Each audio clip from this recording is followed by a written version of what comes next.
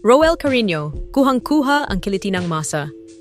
Alam naman siguro natin lahat na sa bawat contest na ipinapalabas sa telebisyon, laging mayroong crowd favorite o isang kalahok na hindi lang basta napapansin, kundi tunay na hinahangaan ng marami.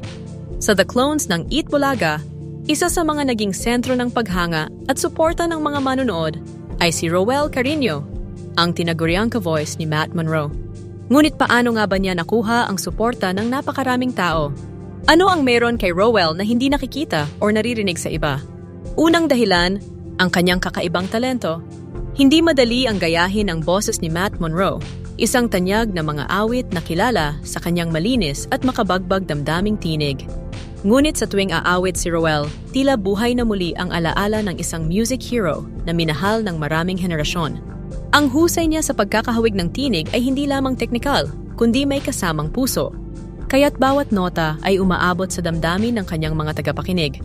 Ikalawang dahilan, ang kanyang dedikasyon. Hindi makakaila na sa bawat labang kanyang sinalihan ay punong-puno ng effort at pusong ibinuhos. Hindi lamang basta pagkanta ang ginagawa ni Roel, ito ay pag-alaga sa isang imahe, isang character, at isang musika na mahal ng mga tao. Ang kanyang disiplina at pagsasanay ay nagbunga ng mga performance na consistent at kahanga-hanga.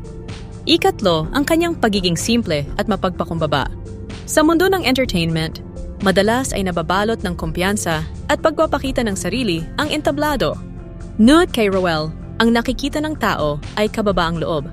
Sa bawat ngiti, sa bawat pagyuko, at sa bawat pasasalamat na kanyang binibitawan, nararamdaman ng tao ang kanyang sincerity.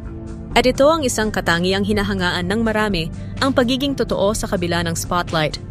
Ikaapat, ang kanyang kakayahang magbigay ng nostalgia. Para sa mas nakatatandang henerasyon, si Roel ay naging tulay upang muling marinig ang musika ng kanilang kabataan. Habang para sa mas batang audience, siya naman ang nagsilbing gabay upang makilala at ma-appreciate ang isang music hero tulad ni Matt Monro. Sa ganitong paraan, nahuhulog ang loob ng iba't ibang henerasyon sa kanyang talento. Ikalima, hinahangaan siya dahil sa kanyang resilience. Hindi laging panalo ang naging resulta ng kanyang laban sa The Clones. Naranasan niyang matalo, mawalan ng pagkakataon at minsang hindi paboran ng hurado. Ngunit kahit na ganoon, nanatili siyang matatag. Nagpatuloy sa pag-awit at higit sa lahat, nagpatuloy siyang minahal ng mga tao. Para sa marami, siya ay simbolo ng lakas ng loob at determinasyon. At ika-anim, ang pinakamahalaga sa lahat, hinahangaan si Roel dahil sa kanyang kakayahang magbigay inspirasyon. Sa kanyang kwento, nakikita ng mga manunood ang aral na hindi hadlang ang pagkatalo para magtagumpay.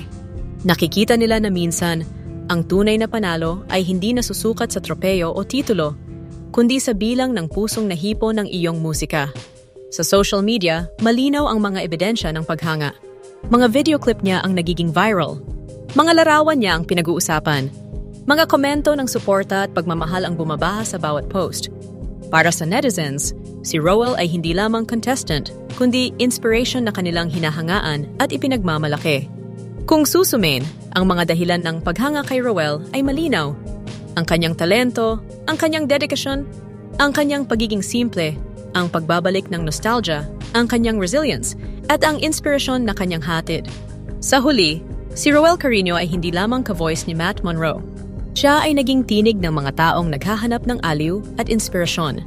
Siya ay naging mukha ng isang simpleng tao na, sa kabila ng lahat, ay nakahanap ng tagumpay sa puso ng masa. At marahil, iyon ang dahilan kung bakit hanggang ngayon, patuloy siyang hinahangaan ng napakarami. Dahil sa bawat awit ni Roel, ramdam ng lahat na ang musika ay hindi lang para sa pandinig, ito'y para sa puso.